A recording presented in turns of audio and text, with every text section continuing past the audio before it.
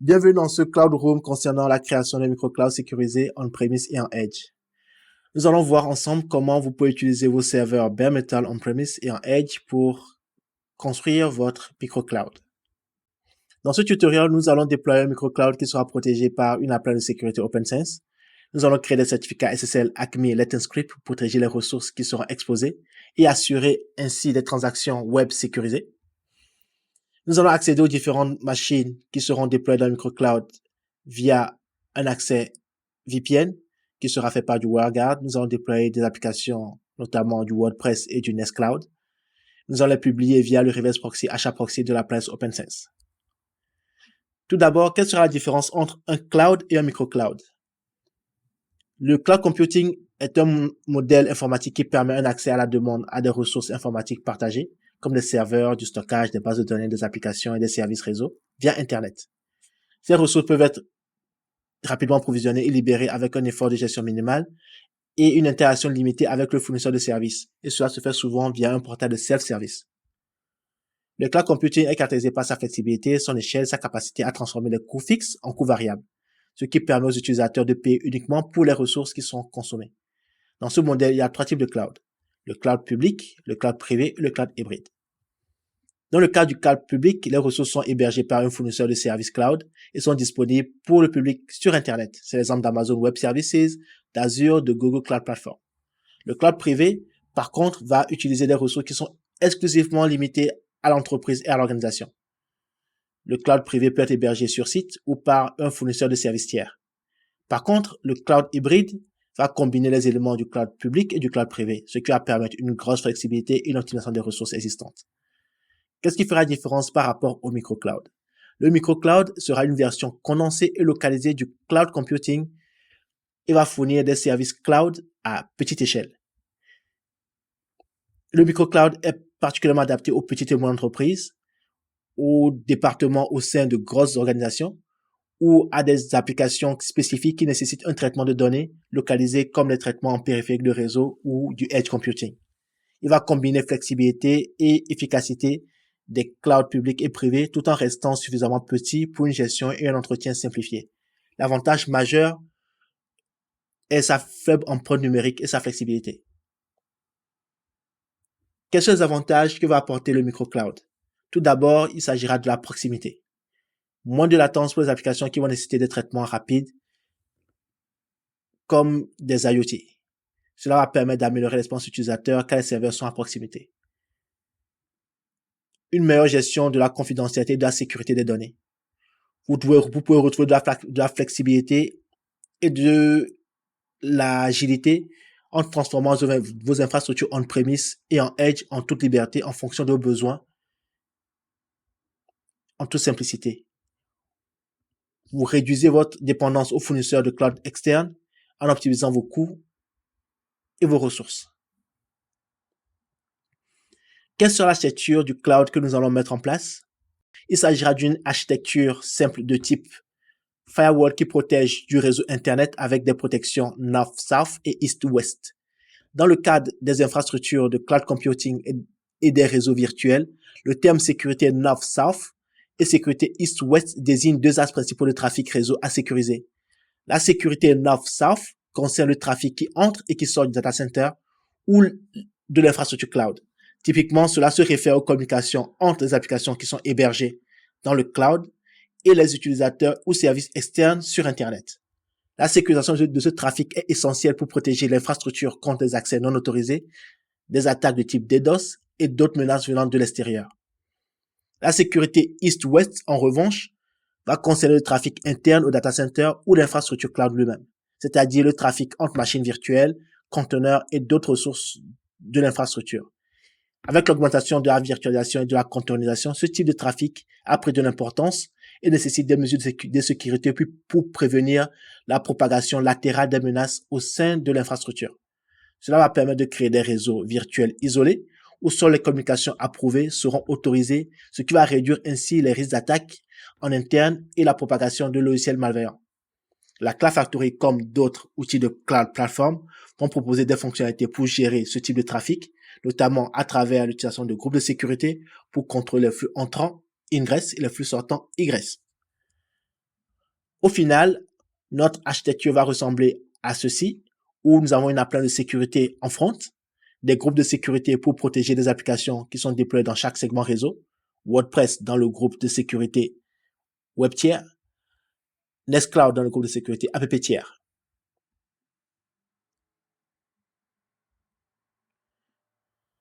De quoi aurons-nous besoin pour mettre en place notre microcloud?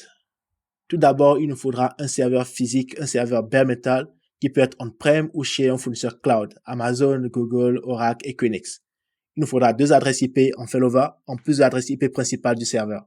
L'adresse IP principale du serveur servira d'adresse de management et les 2 adresses de failover vont respectivement servir pour l'adresse du firewall OpenSense et le serveur Bastion. Le serveur Bastion aura qu'une fonction, nous permet de configurer le firewall depuis son interface interne. Il n'a pas vocation à rester actif tout le temps. Une fois que la configuration est terminée, nous pouvons le détruire.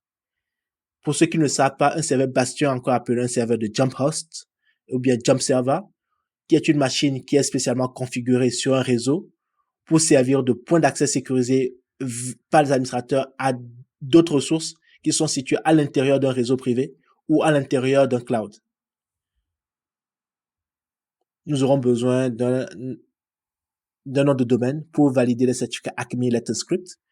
Et en toute évidence, il nous faudra la Cloud Factory. Elle n'est pas obligatoire, mais elle sera un allié pour faciliter la création des différents composants de notre microcloud. Les réseaux et les groupes de sécurité que nous allons mettre en place sont les suivants. Un réseau pour l'interface publique et privée du firewall OpenSense. Nous allons utiliser les mécanismes de sécurité inhérentes à la plainte de sécurité pour mettre en place des règles de sécurité en ingress et en ingress. Donc, aucune sécurité groupe ne sera appliquée aux interfaces du firewall. Pour le serveur Bastion, nous allons utiliser une sécurité groupe sur l'interface publique et sur l'interface privée. Compte tenu de son niveau de criticité, nous allons renforcer sa sécurité, en plus de sa sécurité par défaut, pour autoriser certains protocoles et certains types d'accès uniquement.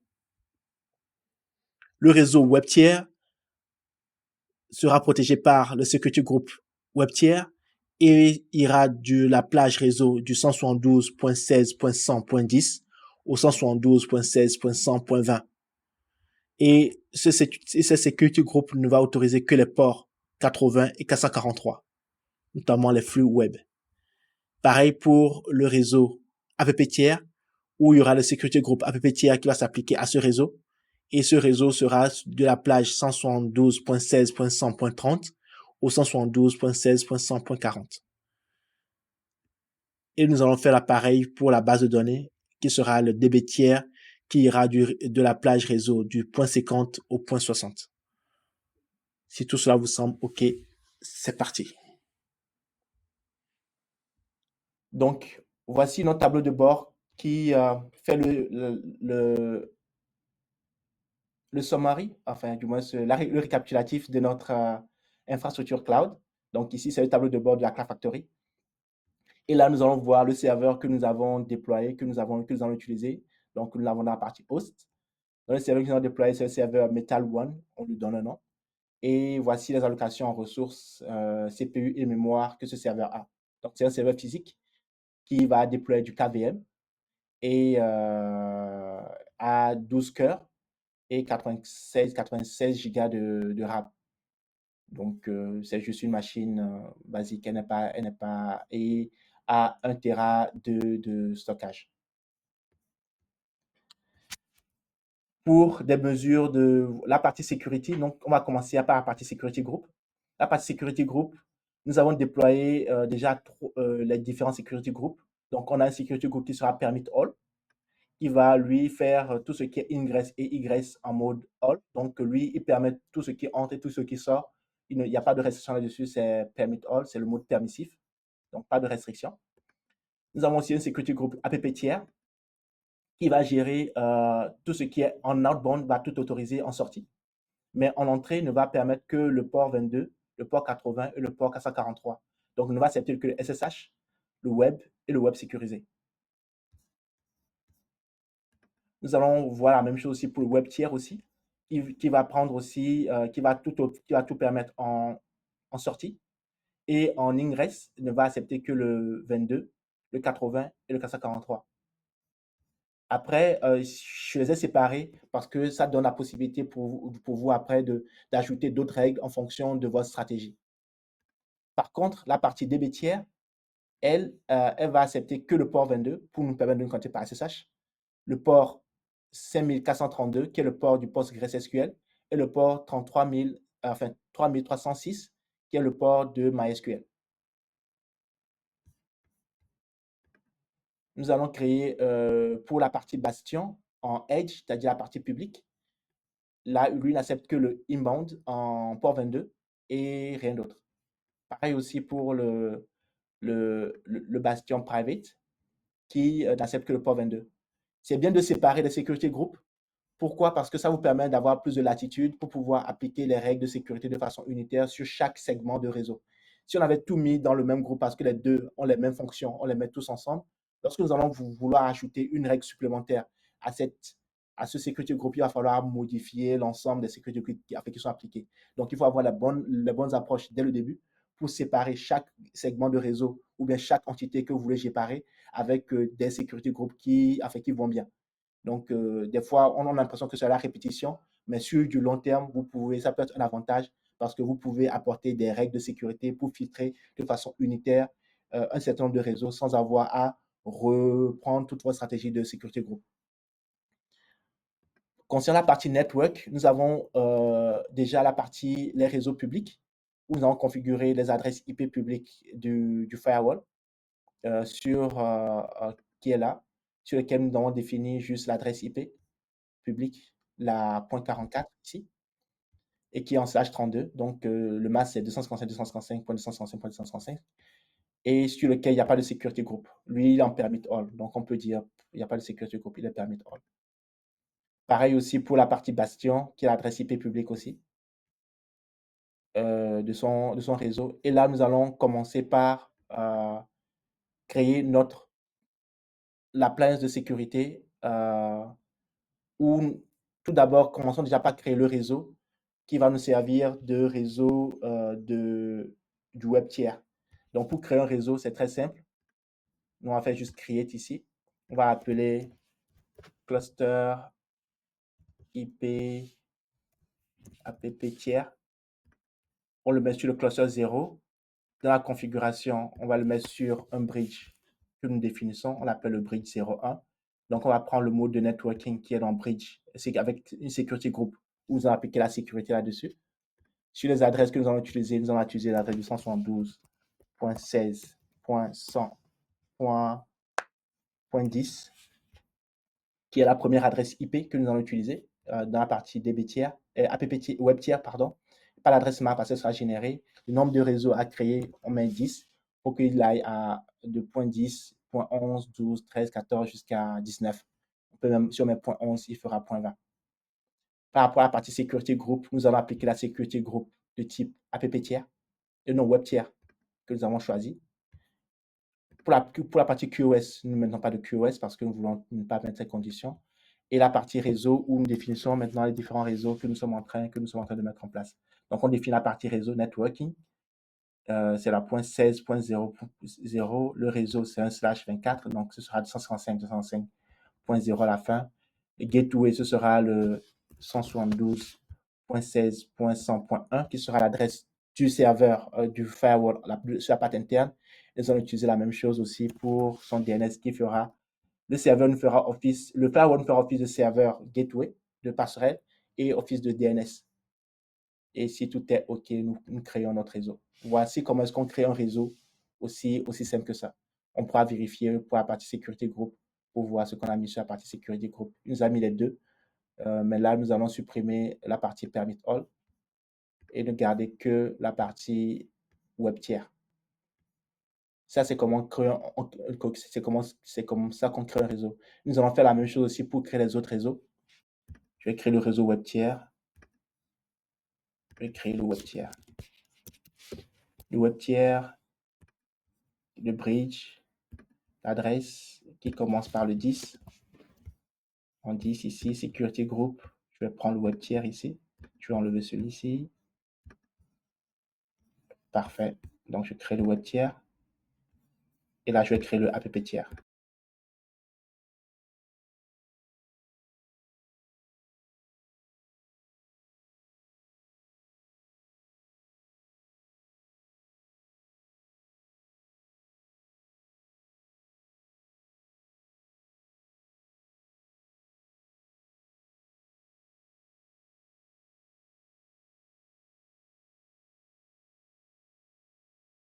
Donc, j'ai mes 3 réseaux DB tiers sur lesquels je pourrais vérifier, m'assurer que j'ai les bons security group. Ici, je me les ajoute toujours par défaut, je les enlève pour autoriser, pour ne restreindre, je peux actualiser.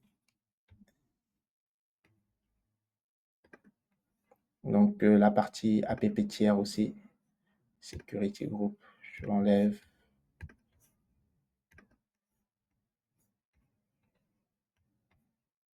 Et la partie web, je m'assure que j'ai le bon security group, je l'enlève aussi. Donc là, je n'autorise que les flux qui m'intéressent dans chaque réseau. Donc là, maintenant, nous allons commencer à faire la configuration de de l'appliance de sécurité, le firewall. Et nous allons partir dans la partie instance. Nous allons faire du déployer notre routeur. Est-ce que jusque-là, est-ce que tout est clair pour vous? Donc, on va déployer la première pièce de notre microcloud, qui est le firewall OpenSense. Et là, nous allons définir, on lui donne un nom, aussi simple que ça, dans la partie réseau. On spécifie le réseau de sa patte externe. Et là, nous allons prendre le réseau public ici, que nous avons défini. Pas de security group, nous allons le laisser par défaut. Et nous allons ajouter une deuxième interface pour sa patte privée. Nous allons prendre le réseau IP qui est défini, qui prendra la point 1 normalement. Nous choisissons l'image de notre routeur qui va déjà contenir un ensemble de configurations qui sont déjà prêtes à l'emploi. Vous pouvez aussi avoir une version où vous faites la configuration vous-même. Mais là, nous avons mis en place l'application, l'appliance que nous avons sécurisée, hardenée, et nous avons mis un ensemble de configurations qui sont prêtes à l'emploi, que vous pouvez aussi utiliser pour déployer vos instances rapidement. Donc, ça peut être quelque chose qui peut être fait par vous-même ou bien nous le confier et puis on vous met cette image à disposition. Et là, nous allons déployer un routeur OpenSense en même pas en 5 minutes. Donc, il va commencer la configuration, va déployer le routeur avec un certain nombre de paramètres que nous allons revoir après, où vous pouvez aussi apporter votre propre configuration, mais nous déploie la configuration de notre OpenSense avec les différents éléments qui sont prêts à l'emploi. Donc là, il est en train de le provisionner euh, sur le serveur que nous avons identifié. Et là, il est en train de faire la copie de l'image. Si vous avez des questions, n'hésitez pas. En attendant que le système démarre. Là, il est en train de le faire. Là, il vient de finir. Là, je vous montre la configuration de l'appliance qui est en cours.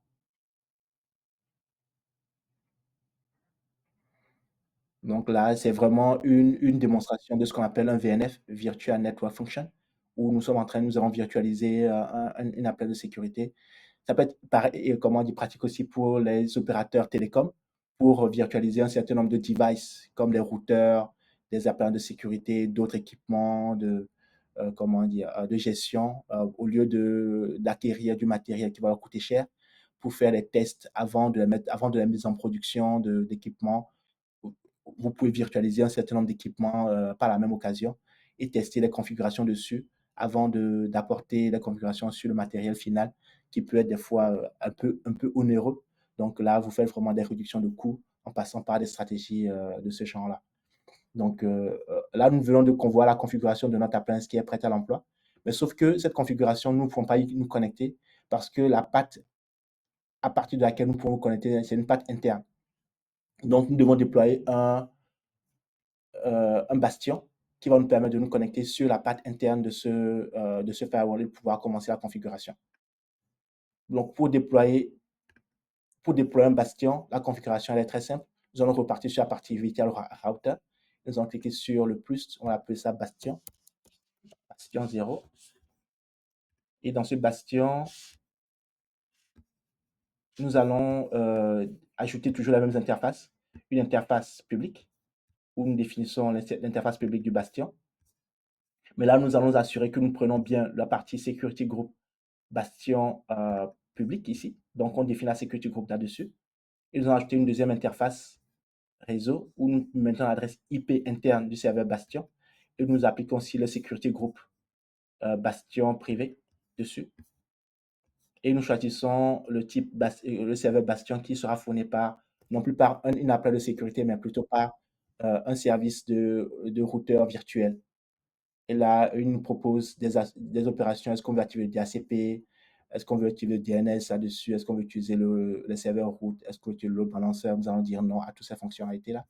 Et nous allons maintenant démarrer la création de notre serveur Bastion. Donc, on peut le voir que le serveur Bastion, lui, va commencer sa configuration. Il est là. Donc, il va booter aussi. Toujours par le même principe, il va copier la configuration sur le serveur et va permettre de... là, je vais copier son adresse IP parce qu'on en aura besoin tout à l'heure, son adresse IP publique. Et là, le serveur Bastion est en cours de création. Lui, il vient de démarrer. Là, maintenant, pour nous connecter à ce serveur Bastion, nous allons faire un tunnel SSH. Donc, pour les amoureux des lignes de commande, nous allons nous connecter au serveur Bastion par SSH en utilisant les commandes, je sais pas si, les commandes SSH. Je ne sais pas si vous voyez toujours mon écran. Donc, on va faire le tunnel, c'est le moins L. On va dire que nous allons mapper sur le port 8443 en local l'adresse du serveur 172.16.100.1 qui est la patte interne du firewall sur son port 8443 et nous allons nous allons connecter sur le serveur Bastion avec le -n ici pour ne pas exécuter de commande. Et on peut, si on passe en -f, on passe en mode foreground, en mode background. Ce n'est pas le cas, on va rester dans cette configuration. Et là, une demande de nous authentifier sur le serveur Bastion. Là, on fait yes. Et là, il vient de nous configurer une route, un tunnel qui va mapper, qui mappe sur l'adresse loopback 127.0.0.1 avec sur le port 8443 qu'on vient de faire. Il nous a mappé l'interface interne du firewall. Là, maintenant, on peut se connecter sur notre firewall en toute sécurité et voir quelles sont les configurations sur le firewall. Donc, ça peut être un moyen pour vous de continuer la configuration. Mais ici, nous avons déjà déployé un certain nombre d'éléments qui sont déjà prêts à l'emploi, que vous pouvez toujours amender, améliorer et faire évoluer selon votre connaissance, ou nous pouvons aussi vous accompagner dans cette démarche. Et là, vous avez votre serveur qui est prêt à l'emploi. Nous avons déployé un certain nombre de services qui sont comme le service ACME, qui va nous permettre de gérer les certificats SSL pour les noms de domaines qui seront créés. Donc, la partie service nous permet de voir quels sont les certificats que nous avons déjà créés, qui sont prêts à l'emploi. On verra ça dans la partie certificate. Donc, la partie certificate, on voit que nous avons déjà le nom Grafana, Minecraft, Nextcloud, Odoo, Ozu, le blog, qui est la partie, comment dire, DB tiers, app tiers et web tiers que nous allons implémenter. Pour la partie achat proxy, c'est notre reverse proxy qui va nous permettre d'exposer les services de nos différents services que nous allons déployer en interne sur le réseau public. Donc, dans la partie settings, nous allons voir que nous avons mis déjà un certain nombre de services de serveurs qui sont déjà prêts ici. Donc, nous avons mis les serveurs, mais c'est juste les routes qui sont configurées. Donc, il n'y a pas encore de serveur derrière. C'est juste des services qui sont configurés pour dire que nous autorisons nous allons faire une route statique vers la 176.16.100.10 sur le port 80 et ce serait le WordPress qui sera déployé. Sur le point 30, ce serait le Nextcloud. Sur le point 31, ce serait le Odoo. Sur le point 3000, le point 50, sur le port 3000, ce serait le Grafana. Et pareil aussi pour les autres services Oiseau, Minecraft que nous avons.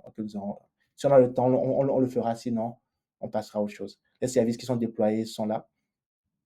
Et ce que nous allons faire maintenant, c'est commencer à déployer notre premier service de WordPress sur le port 80 sur l'adresse .10. Là, on revient dans notre configuration de la Cloud Factory. Tout se passe dans la Cloud Factory. Là, nous allons aller dans la partie VM ici. Et nous allons cliquer sur plus. On va déployer notre WordPress. On appelle le WordPress ici. Nous spécifions, on l'appelle blog POC ou bien voilà POC ou bien POC. J'ai mis POC. On spécifie la capacité de notre WordPress en matière de CPU, en matière de vCPU. On choisit le réseau sur lequel nous voulons le déployer. On choisit le réseau WebTier. Le WordPress, on a prévu de déployer dans le réseau WebTier. On peut spécifier la partie sécurité groupe. Ce que nous utilisons, c'est le WebTier en fait. De toute façon, nous avons appliqué la sécurité groupe sur la partie réseau, mais on peut aussi appliquer sur la machine elle-même. Donc, on a deux niveaux où nous avons à déployer cette sécurité groupe-là. Une fois que nous sommes OK avec cette configuration, on lance la création de cette VM. Donc, le blog va lancer sa configuration. On fera pareil. Pendant qu'il est en train de démarrer, nous allons démarrer aussi le Nest Cloud aussi. Comme ça, on va gagner du temps. Donc, on prend le réseau Nest Cloud. On l'appelle ici Nest Cloud. On garde les mêmes caractéristiques. On choisit le réseau qui nous intéresse. Nous allons le mettre sur le réseau AppTier. Et nous allons choisir le Security Group AppTier. Et nous déployons aussi le Nest Cloud. Et nous allons aussi déployer un autre service qui sera le Grafana qui sera sur le port DBTier. Donc ici, on va appeler Grafana. J'ai choisi le réseau DBTier et j'ai choisi le Security Group DBTier. Voilà. Et là, nous venons de déployer 3 services. Donc, le blog, il est là. Je peux m'assurer au niveau de la partie réseau. Quels sont les services qui sont déployés au niveau de la partie réseau? Donc, ici, je vois bien que j'ai bien le Security Group WebTier qui est déployé sur la partie réseau de la partie WordPress. Je vais prendre aussi le Nest Cloud, m'assurer au niveau de la partie network que je n'accepte que le AppTier, donc qui va permettre le SSH, le 80 et le 443. Et le Grafana, sur lequel j'ai déployé aussi le réseau DBTier qui n'accepte que le port 22 SSH, le port PostgreSQL 5432 et le port MySQL qui est le port 3306. Pour ceux qui sont malins ou ceux qui ont compris, est-ce que je pourrais accéder au service de la partie Grafana? Parce que le Grafana, je l'ai exposé sur le port 3000. Il ne fait pas partie du security group que j'ai identifié ici, en fait.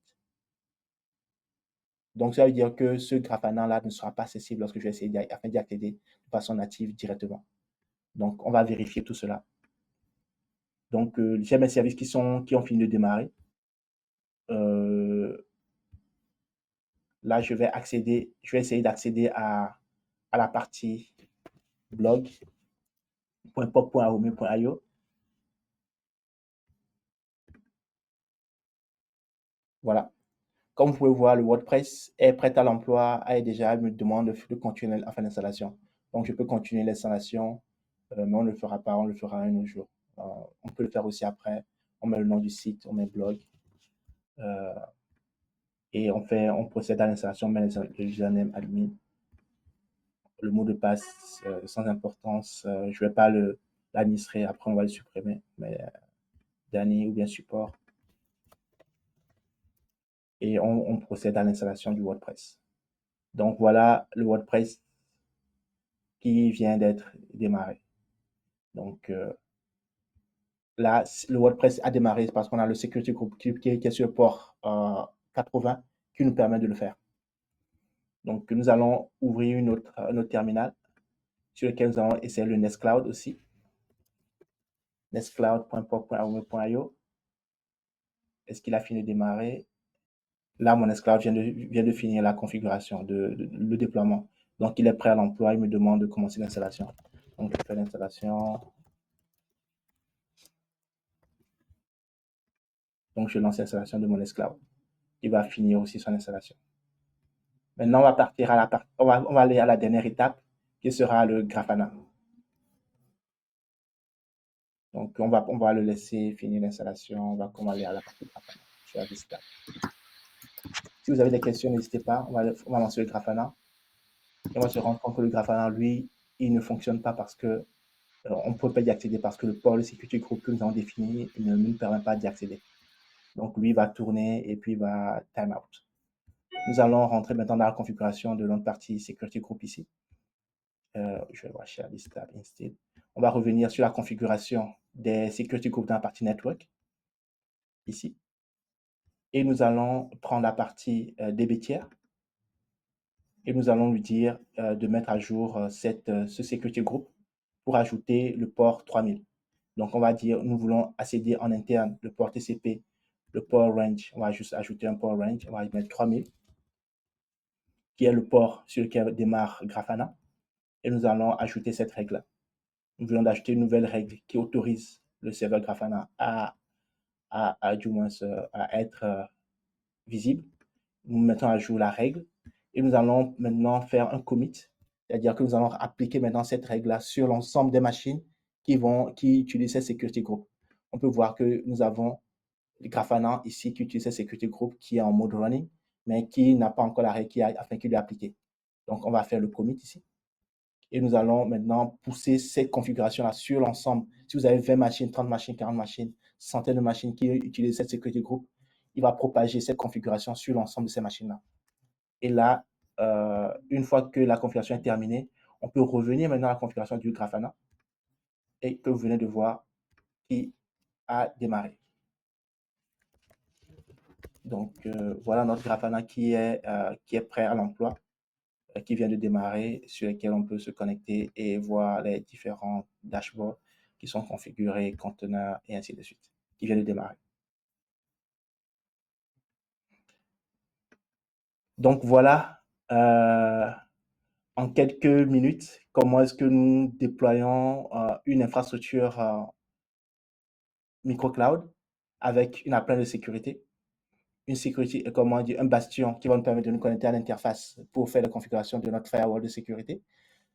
Et nous avons déployé un blog, nous avons déployé un Nextcloud, nous avons déployé un Grafana en mettant l'accent sur la sécurité. En aucun moment, nous avons mis de côté la sécurité qui reste au cœur de toute la stratégie de déploiement. Donc, la sécurité va de pair avec votre configuration pendant tout votre process de mise en place de votre infrastructure cloud. Donc, on n'a pas ouvert les accès du firewall pour se connecter. Donc, on s'est connecté par la part interne. Donc, aucun moyen pour nous de nous faire pirater ou de nous faire hijacker pendant qu'on est en train de lancer la configuration. Tous les ports ou bien tous les services qui sont déployés sont exposés via le HAProxy, donc via le firewall. Et les services ne sont exposés que si nous avons permis du moins l'accès à ces différents ports que nous autorisons. Donc voilà en quelques minutes comment est-ce qu'on déploie une infrastructure microcloud. Ça, c'est une architecture de type basique. Vous pouvez créer des infrastructures beaucoup plus complexes, beaucoup plus évoluées en fonction de vos besoins, en fonction de votre stratégie et avoir un mode de flexibilité aussi vous n'avez, c'est-à-dire votre limite, c'est juste votre imagination et les besoins de du moins de votre entreprise ou bien de votre organisation. Vous pouvez déployer le système comme vous voulez, comme vous le voulez, avec la simplicité que je vous ai montré. Recréer de nouveaux réseaux, les interconnecter, ajouter des groupes de sécurité, ajouter de nouvelles machines, ajouter de nouveaux clusters et répliquer la même chose à différents endroits et avoir la supervision qui est intégrée et le monitoring qui est intégré avec le backup qui est intégré.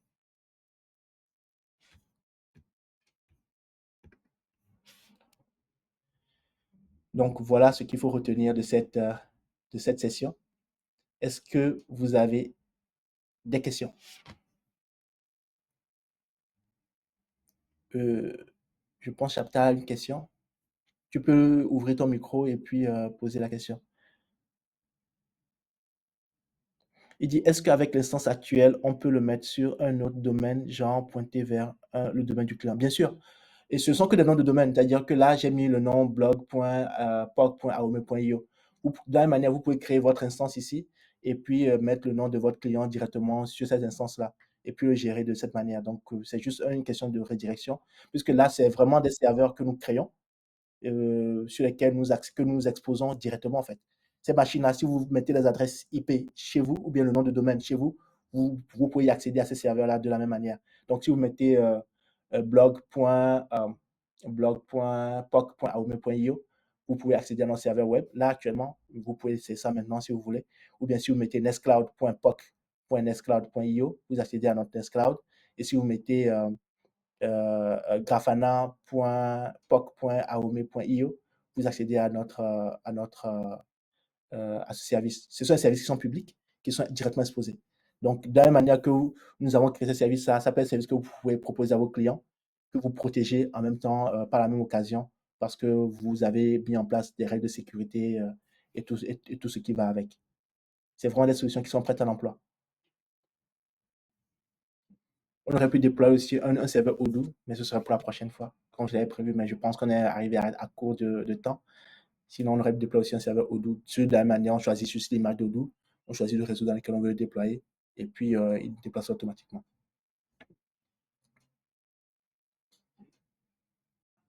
Et toujours, nous avons toujours la plateforme de démo de la Cloud Factory qui est prête aussi. Si vous voulez aussi tester la Cloud Factory, n'hésitez pas à prendre contact avec nous. On peut vous mettre une version soit d'évaluation à disposition sur laquelle vous pouvez commencer à vous entraîner, à voir comment ça fonctionne. Si ça vous convient, ce serait bien, vous pouvez commencer à adopter. Ou si vous avez d'autres besoins spécifiques, n'hésitez pas à nous contacter pour avoir votre version de la Cloud Factory qui est prête à l'emploi. Donc, soit envoyer un message ou bien prendre contact sur le site web pour un rendez-vous, enfin pour une démo.